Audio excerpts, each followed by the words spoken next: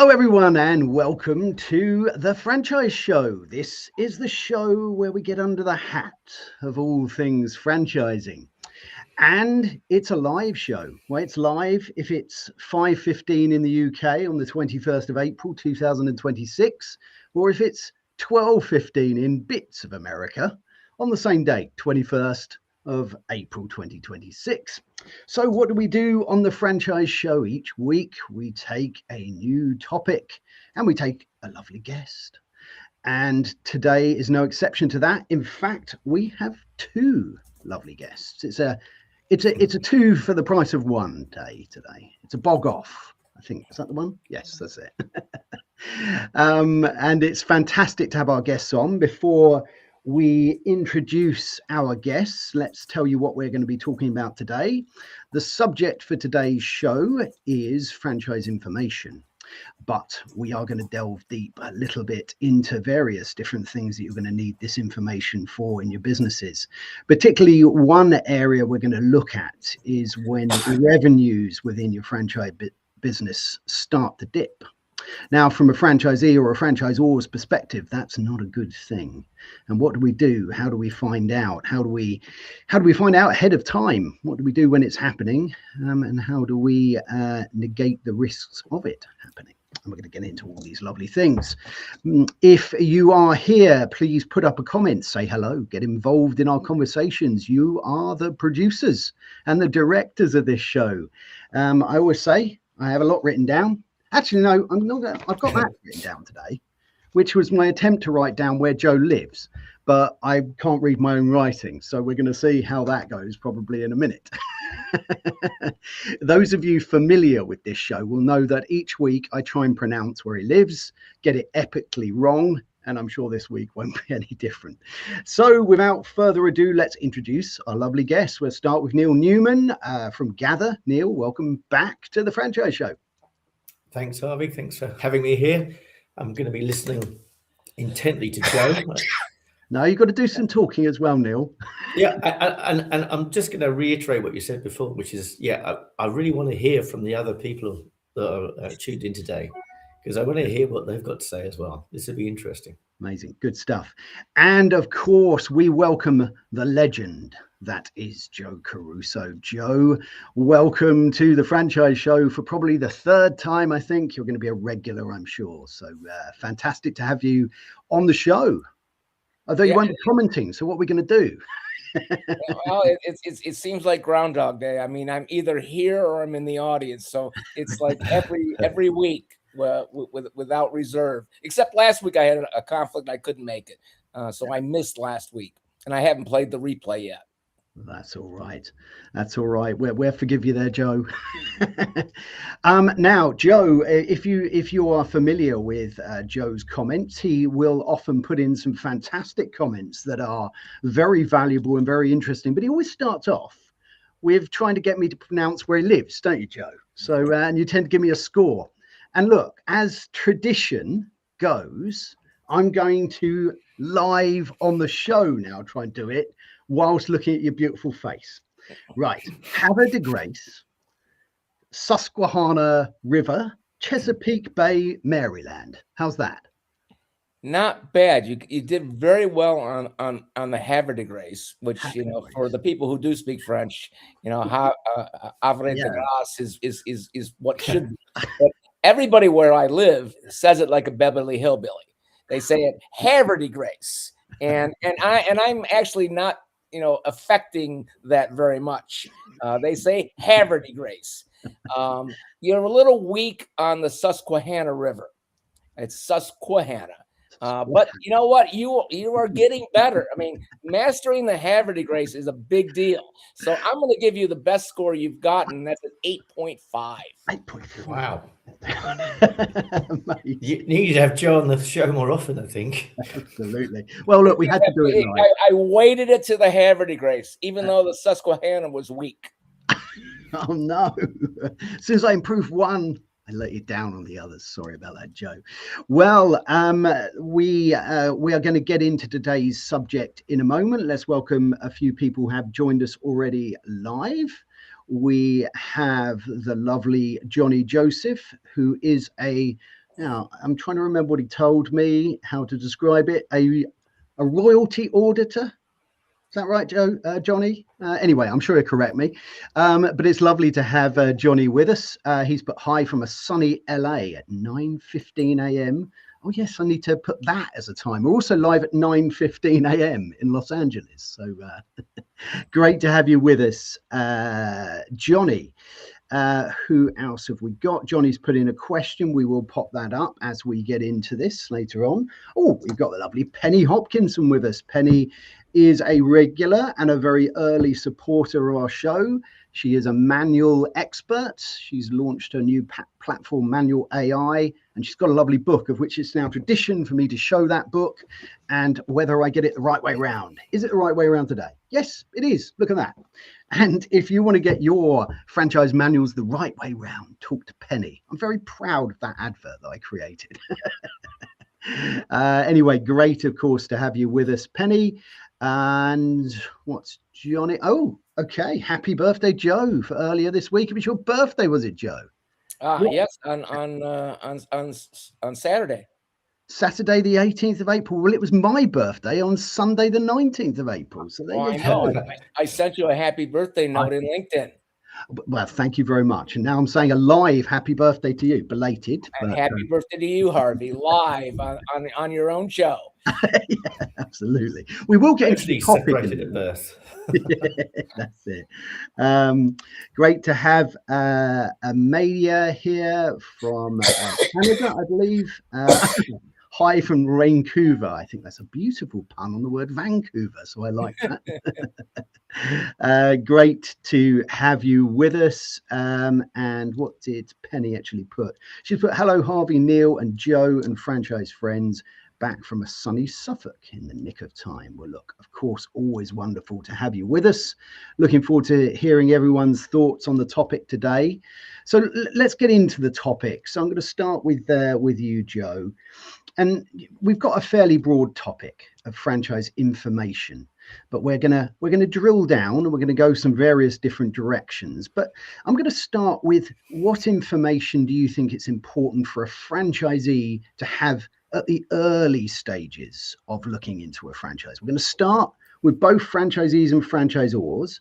I'm going to start at the beginning and then perhaps get into what information is needed as that franchise develops, as they start to expand, and as different things happen within the franchise brand. So let's start. Are they in the sales process, or are they open or getting ready to open? I think let's start in the sales process and then move on chronologically in this. It's quite a good idea. In the sales process, it's vital for them to have done a financial assessment of their own, knowing, how much money they have, what is their net worth, what is the available liquid capital in terms of cash and cash equivalents that they'll be able to use to put the cash infusion or the cash injection into the business. A lot of people don't know those things. They're not that hard to do, and if you got most of your stuff in one account online, usually you can put that together pretty quickly. Ideally, they match up with a franchisor that's very good at guiding people through that financial application process, because the franchisor needs to understand the financial picture of that prospective franchisee, because they have to figure out, all right, are they a tier one franchisee doing 1 or 2 units? Are they a tier 2 where they have the requisite capital and cash to be able to do anywhere from a 3 to 5 unit deal? Or are they enterprise level? They're a family office, or they're a private equity firm, or they're a multi-unit, multi-brand franchisee with 3 or 4 Taco Bell, Burger King, and something else. Understanding it at all those levels is vital for the franchisor. And for the franchisee, they need to know that they're not overextended and that they can actually do this. Yeah. Just to play devil's advocate, because I'm going to be the stupid one here, because I'm not that's my role. Franchise. I'm going to take that mantle today, and just say so. I'm guessing, this is where I'm leaning on you, Joe, is that the franchisor will always have in their box of tricks a set of templates or processes to deal with that exact scenario for themselves and for the franchisee. Is that true to say or not? Some do. I mean, certainly for the tier one people, the first time franchisee, or it may be a business owner, franchise or non-franchise, they're going to have the application process. They might have it online. They might have it a downloadable PDF that they fill out, and those are fairly standard. It's been standard for as long as I've been in franchising, which is 30 years. In terms of tier 2, tier 3, some franchisors do. Some franchisors aren't looking for multi-unit franchisees. They're very comfortable having single unit operators, and that's all that they have. So they don't really have to pay attention to those. But I think most do want to grow and eventually scale. And if you want to grow first and then scale, you better have a franchise sales process and workflow that accommodates all three of those tiers. So the answer is it varies. Almost everybody has the basics, but we can all do better. Absolutely. I mean, you mentioned there looking at capital. That's of course one of the 3 C's that you often talk about, and I always think that that's a good way of remembering some important pieces of information that as a franchisee or a franchisor, you need to think about those things. Remind us, and in case we have any new people, what are those 3 C's? Because I think that they're worth always repeating to our audience here. Well, and they're not necessarily in the order of importance, but capital, capability, and character. And the capital, that's a calculation. It's you get the information, you know what that is, and it's vitally important. Capability, that's really dependent on what does the business concept require, and creating those standards are going to be custom to your franchise brand and your concept. Character, that's a little trickier. If you've got somebody that is in your franchise sales process and they keep missing appointments with you, well, their character is kind of telling you they can't even make a commitment to themselves to show up for their appointment on their own calendar. So it's the measuring of the character part is not quite so easy. But for the diligent and professional franchise salesperson, they will learn those things, and because they're selling the same thing over and over again, the patterns begin to emerge, and then they begin to know what they're looking for. And if you've got a smart VP of franchising or chief development officer, they're going to gather all that up, and they're going to create a standard for character. Excellent. Good use of the word gather. I can see Neil smiling with that one. Thanks for that, Joe. Neil, I'm going to come to you on this question of character, because I think it was a really interesting one. And obviously you've got a platform there that can ask questions of people. And when you're a franchisor in this early stage and you're trying to identify and look at people in these categories of the 3 C's, which I like so much, and when you come to character, do you think that there's a good series of questions? Have you worked with people, franchise or non-franchise, in developing a series of questions or things to ask people to get information that establishes something that is a little harder to identify than the financials, the capital, but that character element? How would you approach looking at people's characters with questions? Okay, so in answer to your question, yes, our biggest industry is care, actually, adult care, social care, and they are besieged with applications with CVs. And what we've done with some of our clients in that industry is they use the Gather platform to preempt some of the very basic but essential questions around, are you in the general vicinity, geography of where we are? Because you don't want to be in Scotland and be a business in Bristol, and it's not going to work. And do you have the qualifications? I mean, very basic stuff, but still mandatory stuff that having to read a CV is taking your time and effort to process, only to find out they haven't got the necessary. But I yes, it wonder, answers your question. You can move on to that to yeah, actually do modeling around. I wonder whether there's some, if you're a franchisor listening to this, I wonder if there's some good questions you can ask about what would you do in this situation, to try and identify what type of character that is. I don't know, it's a good question, but I think that capital, capability and character are things that as a franchisee or a franchisor, you should think about those pieces of information at that point. We're going to move on a little bit. I'm finding going in chronological order on this quite a good one. I didn't write that down at the beginning, but that's the way we're going to go. So we've talked a little bit about what franchisors and franchisees do during that recruitment stage. Let's now jump ahead in time, and we've got a franchisee now that's opened their first location. Now, QSRs are always in my mind, but it doesn't matter whether it's a care or whether it's a pet business or whether it's a home services business. It's that first day of trading, right? What sort of information, what sort of things are we now asking of our franchisees, and what should those franchisees be asking of the franchisors? They've obviously gathered, I'm sorry, I'm going to use the expression again, but they've obviously gathered quite a lot of information, and they should have enough information to be doing the job properly. But have you found that there's some gaps and still some things that need to be asked all the way along? I'll put that across to Joe. Yeah, I mean, ideally, if the onboarding and training is sufficient, they'll have the basic skills down once they begin operating their business, or as you guys say, trading. And there's still going to need some guidance and some very acute support from the franchisor's marketing and operations group.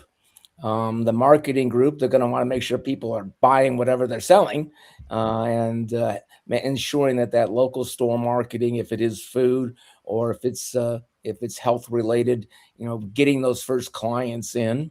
The funny thing, comparing QSR to say senior care, QSR, you're busy the first day because there's anticipation building up in the community. Senior care, completely different. You got to go out and find those people that need your service. So there's quite a difference, and you want a franchisor that understands that and understands how to support that franchisee in both of those areas, the actual operating and the actual marketing to get sales. Yeah, I think that's very true, actually. I think you're right with QSRs. If that's done well with the marketing, particularly there's often giveaways on that first day. There's a lot of social media activity, and you will find this queue, and you'll see it all the time. You see it on LinkedIn, you see it on other platforms, and people film that queue going all the way around the block to get into this new location. But of course, that doesn't apply to something like senior care. You've still got to go out there, work that patch, work that area to help those franchisees find their new customers.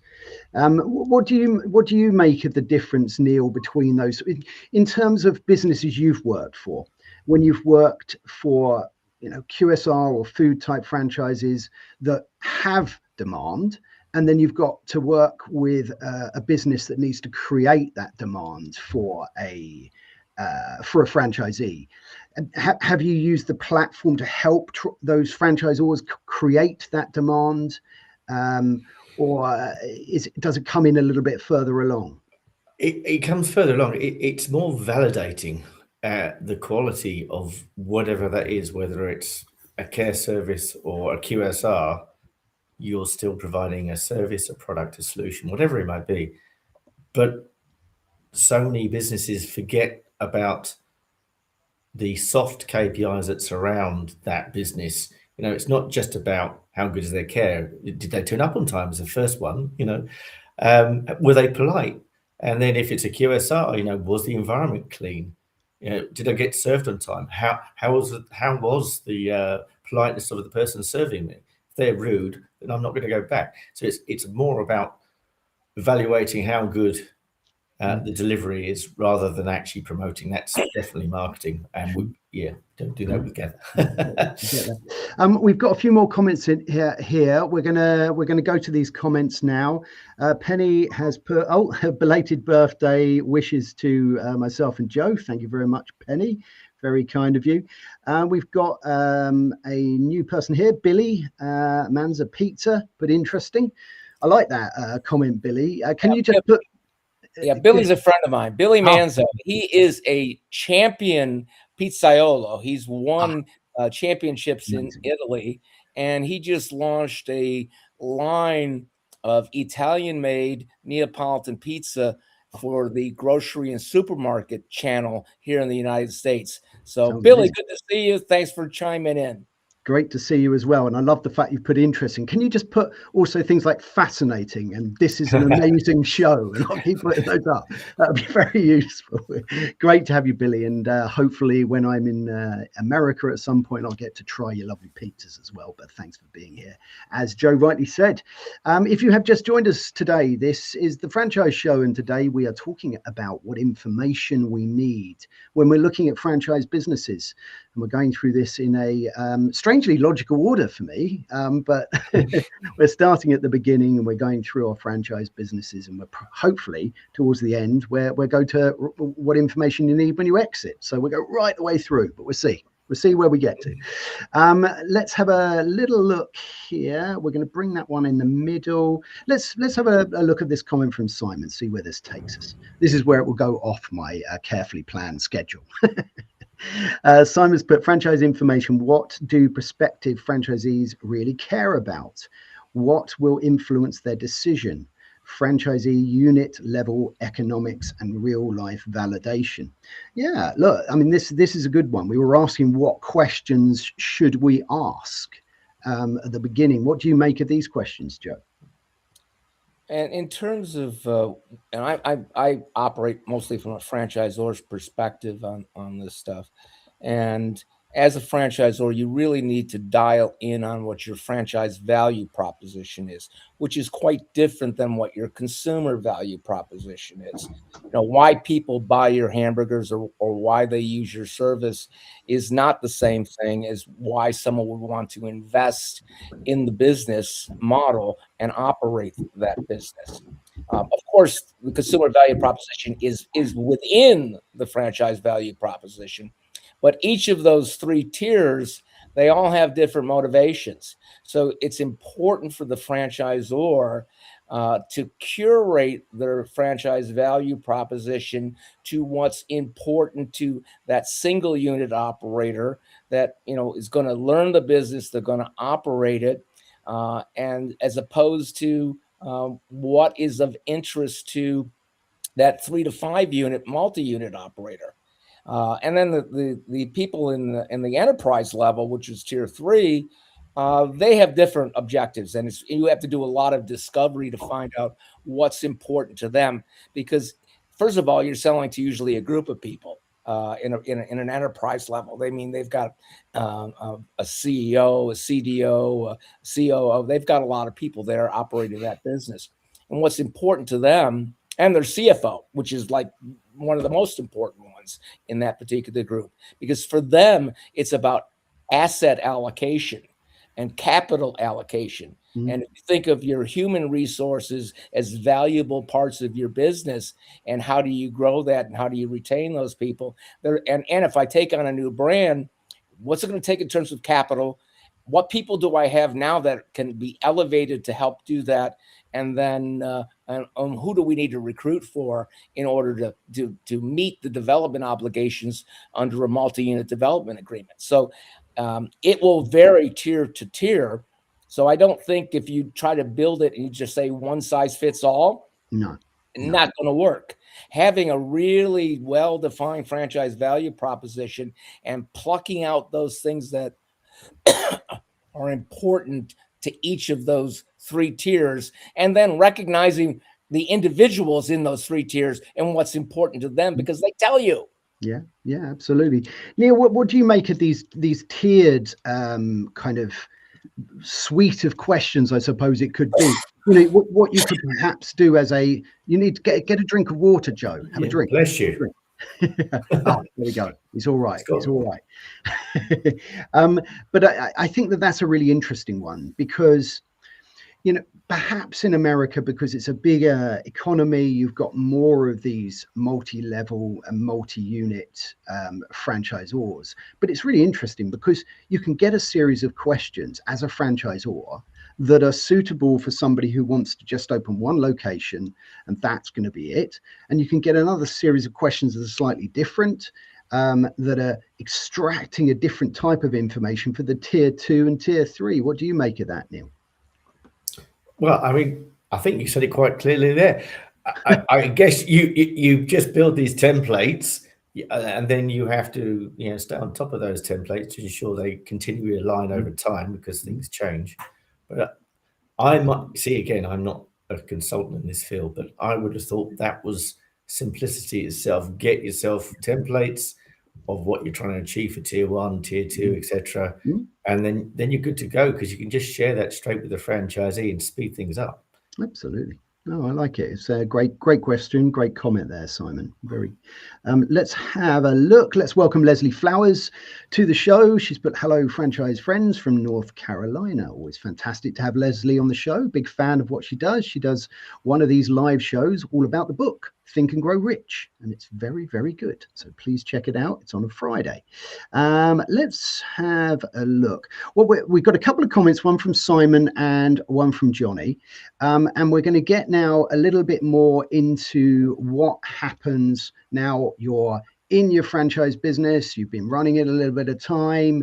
Let's say you're a franchisor, so you've got a network of franchisees that have been with you for some time, and you're now navigating the turbulent seas of franchise ownership and franchise growth. So we're going to get into that in a little bit. But I want to make sure we get all the comments up, and we'll see what this one says. Franchise buyers are more sophisticated than ever before. Technology allows them to dig very deep independently of what information the franchisor directly provides. What should franchisors do to make sure the narrative is accurate and represents them correctly? This is a good one. And before we do move on, I think this is a good way to sort of finish this sort of first part. But Joe, have you found that, you know, you said 30 years in the industry, which is incredible, but over that time, have you found the sort of the franchisee buyers becoming more sophisticated, particularly those enterprise level ones, but they come to the table with a lot of information already, don't they?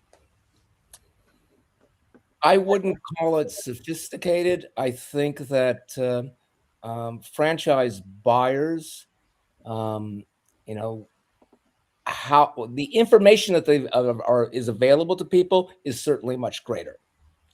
The decisions and how people make decisions has not changed.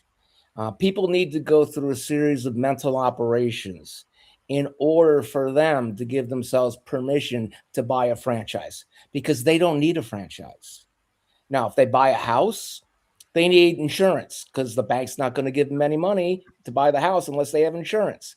Same thing with a car. You can't buy a car without having insurance. So when you're out there buying those things, you must buy them. A franchise is not a necessary purchase for anyone. So you have to take them through that process. And the really great franchisors are guides. They bring them along, whether it's a 60, 90-day or longer process, and they're helping them digest all the things that they need to digest in order for them to make those decisions. And it's a series of decisions. It's not one decision. So I would not say that the sophistication has changed. The wealth of information has changed, and now we've got so much happening with LLMs and artificial intelligence and generative search. You want your stuff to be out there and come up. That is going to be the next area that franchisors are going to be concentrating themselves on that generative search, because smaller brands can win there because of getting those thumbnails of articles that can come up in generative search, because it's getting so much more popular. I don't know about you guys. I do more generative search than I do regular Google search. I think it's a really interesting one. I've definitely had this topic a couple of times, because you're right. I think I'm probably still start with a Google search, but what happens is the first thing that comes up is the AI overview, and it's very difficult to ignore that. So it's gradually creeping in, even if you are old school. So I think it's a very valid point. We're about sort of 15 minutes away from the end of the first part of today's show. So we've got some great questions, but I do want to get to the main part of this, which is talking about when we're running our franchise businesses, what things can go wrong, what things go right, and how do we approach that? Harvey, just a very quick one, just going back to Simon's thing. From my perspective, his question is what do franchisors do to make sure the narrative is accurate, represents them correctly? I would say third-party advice and guidance from a consultant, because a franchisor will hear what they want to hear. It's how they've started, and in their head they think it's this way. But getting independent advice from a franchise consultant, I think, would validate their assumptions or correct their path. Sure. I think seek expert advice in whatever ways you feel that is. And I know Leslie will confirm that is the right thing to do, because it's certainly part of that book. Let's just, before we move on, let's just say hello to a couple of people that have joined us. We've got Bobby Lee Clark. He's put, hey friends from Savannah. GA, where's GA? That's probably where's that, Joe? It's Georgia. Georgia? I thought it was Georgia. North of Florida, south of South Carolina. Very good. Very good. See, I've got an expert here. Excellent. We've got Jawad here. He's put, within a family business group, similar decision challenges arise, multiple levels of decision makers, no decision becomes difficult. Absolutely. Let's have a look here. We've got Amadia. She's put 3 C's are a way of life for me. When qualifying candidates for a brand, built a spreadsheet all around them. Love it. Absolutely love it. We have got Coach Gary Willis with us, checking in from Indiana. Oh, look, Indiana, like my hat. Indiana Jones, yeah. We've got Dale Waite. Hello, Joe. We got a few fans of Joe in today, which is fantastic. Dale is an OG in franchising. He's been in a very, very long time, highly respected, and good to see him here. Thanks, Dale. Oh, fantastic to have you with us, Dale, and it'd be great to connect with you and continue the conversations, but thanks for taking the time to be with us. Looking forward to, of course, to hearing your thoughts. We've got a couple of comments here from Coach Carrie Willis. LLMs and AI are definitely impacting franchisees. Yeah, absolutely. Just what Joe was saying there. SEOs and GEOs are absolutely applicable as well. Completely agree. Great comments. Thanks everybody for popping those in. Right, we're going to get to the part of the show now where we're going to be talking about what happens when we're running our franchise businesses. So if you're a franchisee or a franchisor, or picture this, you have a franchisee, they've been in your network for quite a long time, or you're a franchisee, and let's say you've been in for sort of 2 or 3 years. Now, this is the image and the picture I want you to create in your minds. There has been a bit of a downturn in your financials. Okay, so let's say you're a burger restaurant or whatever business you are, you have seen in the P&L a dramatic drop. Now, I want to take our fantastic guest's view on what we do at this point. So we're going to start with you, Joe. What, in your experience, when you've been looking after franchisees and franchisors, and they see a downturn in revenue, what's the first step? What do we do here? Well, I've worked for a number of QSRs and almost all brick and mortar type businesses. The situations have varied. and they varied on the strength of the platform. And when I talk about the platform, I'm talking about the franchisor's tech stack, their POS system, their information gathering stuff. That's another one for Neil. Thanks, Joe. And, and how well that reporting is being done.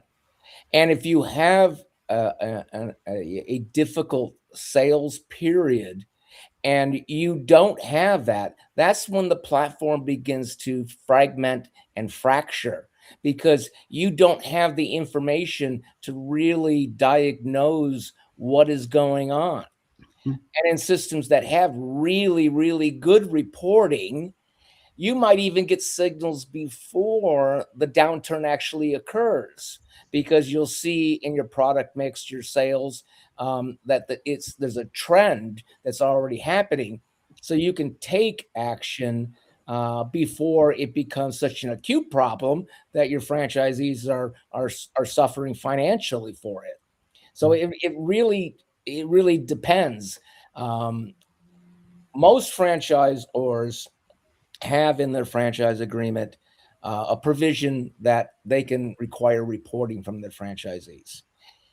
It's in the United States, we've been doing franchising a long time. We have a lot more franchisors than the rest of the world.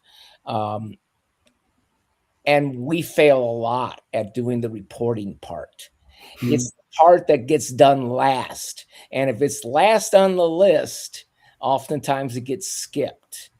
And now we live in an age of technology that there is actually no excuse for not getting not only reporting, but timely reporting.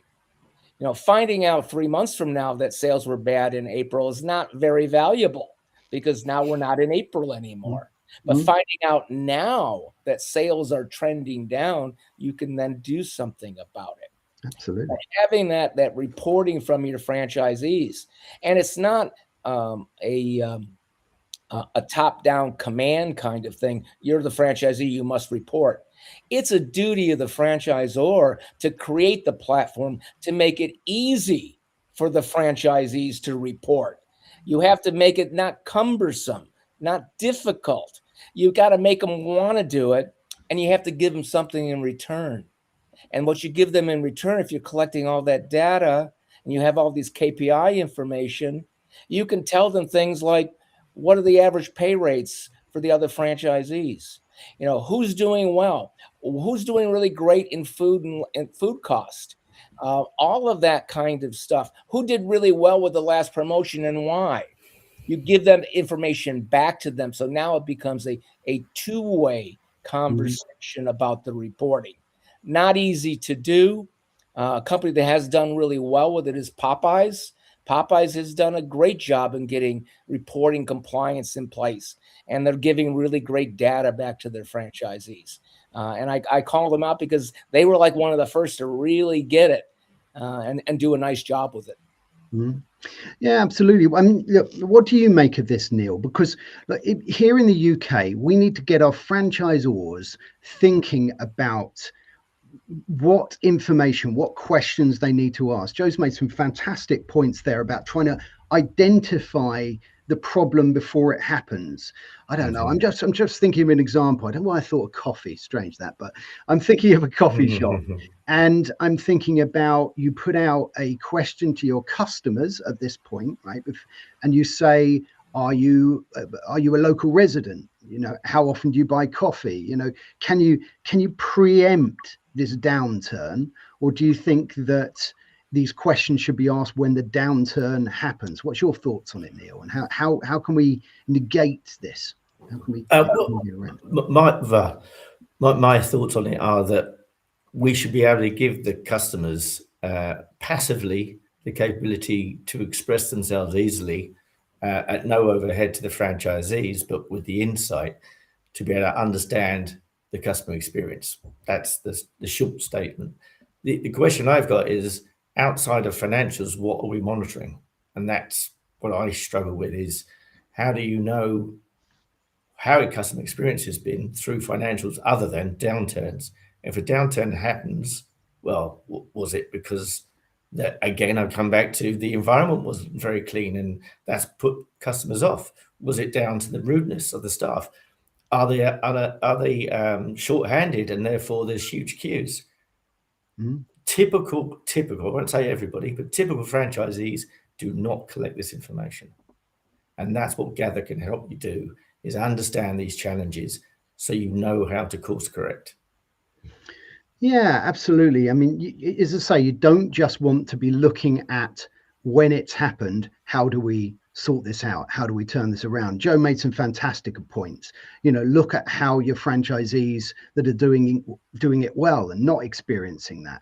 If you've got 100 franchise locations and you've got 2 or 3 that are experiencing a downturn and the rest aren't, then it's not a economic national problem. It's unit level the problem. So you need to look at how they're doing things, and you can ask them some very specific questions and make sure that they're following things in the same way, doing things in the same way, using all of the benefits that you get by having a franchise system, just as the ones that are performing well. Neil, is there a way, do you think, of speaking to it? Let's say that you've got 2 franchisees, one's doing well, one's not doing well. Okay, is there a way, do you think, of asking the question of the ones that are doing well, getting the answers, and then feeding that back to the one that's not doing so well? Is that something we could do as franchisors? Yeah, I mean, if you're benchmarking, as you should be, which you can do automatically with the Gather platform, if you're doing that and you can see one's leading and one's trailing, then you want to learn from the one that's leading. Obviously, that's goes without saying. It's just you need to be asking. You can't measure what you're not asking. Simple as. You're operating blind. If you don't ask the questions, you won't know the answers. If you don't know the answers, then that's it. You're just scratching your head going, we've got a downturn. Let's put on a promotion. That's just papering over the cracks. Yeah. Try and ask some questions to find out really what people are thinking and why they're not coming back and having another cup of coffee or another burger. And there could be some answers that are really important for your business. We've got about 3 minutes left. I want to continue the theme of going through this in a chronological order, and we're going to get to the last part of the process now, which we're going to talk about now: exits, and when you're planning to leave your franchise businesses. Joe, what sort of information as a franchisee or a franchisor do you need to be starting to collect together in order for a smooth exit from a franchise business? Well, ideally, your franchisor has a franchise resale process in place. I have put those in place where I've worked, so that when somebody says, "Hey, we're getting ready to sell," then we get them a resale package and let's put it all together, because there's going to be certain things that we need to know that may have changed, and it's their duty to put that stuff together. If it's a physical location, there's going to be a lease. There's a lot of data in there, but putting that package together. If you're a franchisee and your franchisor doesn't have that, you're going to need to do that. And you should be thinking about when you're going to sell, a couple of years before you do it. It's the time to do it is like, oh, you know what? I'd really like to sell in January and be out. Well, it's April, and unless you're really, really buttoned up, I don't think you're going to be ready, and you haven't given yourself enough time to find a suitable buyer. And remember, that buyer's got to be suitable to the franchisor too. So you've got to get that approval. So I think the best thing is franchisors should have a resale program within their franchisor to help facilitate these things, because you want successful exits, and bringing in a new franchisee as a successor to the current franchisee, they might build more locations. So there's a bonus to it. There's a value to it. Yeah. Helping your current franchisee get out cleanly and for a fair price, and bringing that new person in at a fair price, and that they can do additional development. Yeah, I think you're absolutely right, and I think in America, I think that you've got these processes down a little bit better. I think we're doing it here as well, but absolutely, as a franchisor, as an emerging franchisor, a new franchisor, make sure you have that resale process in place.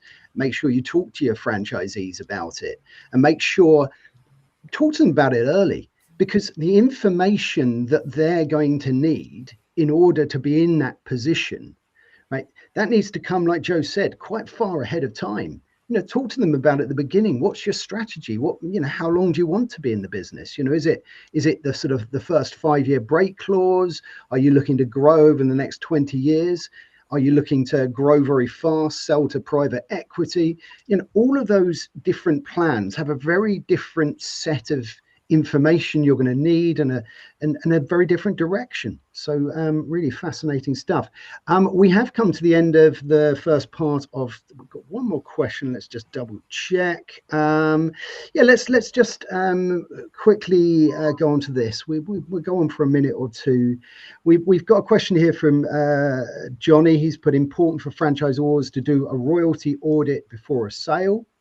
Absolutely. What do you make of that one, Joe? It's very important to make sure those royalties are coming in properly, isn't it? Well, it's important for the franchisor and for the franchise owner.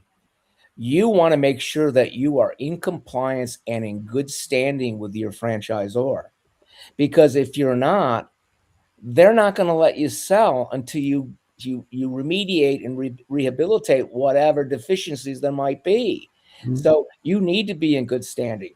And one thing I will add to what I said before, in making sure that you're ready and you're planning a couple of years out, you may want to, if you want to keep the value in your business, you may want to look at when your franchise renews and making sure that you have renewals. You might, if a franchisor allows you to renew early, you may want to do that and make sure that the lease for your business location is coterminous with your franchise agreement, because what that buyer is getting is the future revenue. If you don't have a future, meaning you don't have any term left on your lease and franchise agreement, you're not going to get very much money because your value has diminished.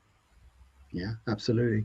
I love Billy's comment. I just keep putting that up every time that I find something interesting.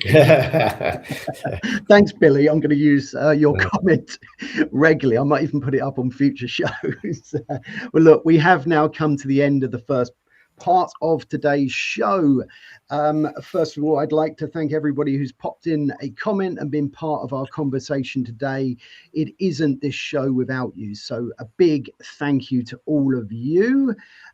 This is now the part of the show where, now, have I done it this time? Yes, the camera is off. I can take this one off and put this one on, because this is the part of the show where I switch hats, and it's the part of the show. Look at this hat. It's a beauty, isn't it? Oh, just moved. And this is the part of the show that is, of course, sponsored by PJ Murphy and Sons. If I can find his QR code, there it is. Bespoke British Hatters. And he made me this beauty here. So if you'd like a hat, speak to my lovely friend, Paul. Now, this is the part of the show which I forgot to tell Neil and Joe this happens, but I think they remember. So this is the part of the show where we stop talking about franchising for a little bit and we find out a little nugget of information about either both or one of our guests. It's also the part of the show where they get to get their own back on me and they can ask me anything they like. So let's go for Joe or Neil. You can both either of this. So I'm gonna go for, what is your favorite part of the world and why? Or have you met someone famous? But I've done that one, so you might well not have another one for that. Or just a fact we don't know about you, just something that gives us a little bit of a deep delve into who you guys are. And let's do both of you. So, okay, Neil, you can go first. Yeah. All right. My favorite place in the world is, I'll be very specific, Diamond Head in Maui, Hawaii. Okay, sounds lovely. It is. And the reason for that is many decades of windsurfing, and it's a windsurfing mecca. Well, we found something we didn't know about you. You're a windsurfer. Yes. Yes, have been for, as I say, too many decades. But yeah, I've been out there 4 or 5 times now. Well, it sounds incredible. And have It you moved on is. to kite surfing yet, or are you still windsurfing? I'm still old school windsurfing. Excellent, good stuff. Keep it alive, keep it going. Yeah. Burning the torch for them. Very good. I learned to windsurf in Mombasa, which was amazing, but I nearly trod on one of those spiky sea urchins. So I did actually tread on one actually when I it's was in a the Caribbean. oh, you see, it's obviously a windsurfing thing. Yeah, and And then I was going to say, and then I had skiing 2 weeks later. oh my So goodness, that was hard work because I bet it my was. foot all I blistered bet up. it was. Well, look, I'm going to ask the same question to you, Joe, very quickly. What is your favorite part of the world and why? It's a good question. I've only just come up with that. I have only been to Europe, to Spain, and I enjoyed that quite well. I have lived all over the United States, and um, What's the best bit? Is it Chesapeake Bay? Is that the best bit? Because I've got a lovely image of Chesapeake Bay. oh, it's very beautiful, but we have winter, Oh, and I would say I lived in Salt Lake City, Louisville, Kentucky, a number of places in New York, um, and Ohio. But my favorite place to live was Laguna Beach, California. That was exceptionally nice place to live, and the what you just cannot beat the weather, the food, the people that are really nice. I really really like that. Um, sounds lovely. Sounds I've been there, absolutely. so I agree. Lovely Well, look, place. we have nearly come to the end. I did say you could get your own back on me, so let's go. Either of you, but it's only could be one, can ask me any question you like now and get your own back on me. Neil, you can have it, or I'll ask him one. All right, I've got one. Okay. All right, Harvey, which AI did you use to touch up your picture on your slideshow? I can't remember. I do remember that when I was trying to do it, it kept changing my face. So I just had to put my face back in it. But it's pretty good. I think it might have been shout out to ChatGPT. Oh, was it really? Yeah. You look like you're on some sort of movie, is what it is. Excellent. Well done, ChatGPT. You've done a There you go. fantastic job there. Very quickly before we go, let's put in a few more comments just before we go. Maida's put, this is my favorite hat so far. Why, thank you. Is there any kind of hat you won't wear? It's a good question. Maybe that one can be saved for when someone asks me a question in the future or when you come on the show. We've got Philippe here. He's put woohoo, Spain. Shout out to Spain. Johnny Joseph has put yay, California. And Thierry has put yes, Spain is a very nice place to live. Well, look, Terry would really like that because he lives there. Absolutely. I'm going to finally put up. Billy finds that interesting. Well, look, that is it. We have now come to the end of today's show. I would first of all, again, like to thank everyone who has been here today and popped in a comment. You really are what makes this show special. And I'd like to thank our lovely guests, Neil Newman from Gather and the legend that is Joe Caruso. Thank you, gentlemen, indeed. Thanks, Harvey. Great pleasure to be here. And thanks, Joe. You're welcome. So that just leaves me to say what's happening next week. Next week on the Franchise Show, Tuesday, 28th of April, we are going to be talking about selling a franchise business as a franchisee. So the last part of today's show was a very nice little segue into what we're going to be talking about next week. And we're going to have our friends from Businesses for Sale, and we may have a surprise guest, someone perhaps who has sold or is going to be selling their business. So it's going to be a fantastic show. So please, everyone, join us next Tuesday, 28th of April, 5:15 GMT, 12:15 EST. Until next time, take very good care, my friends.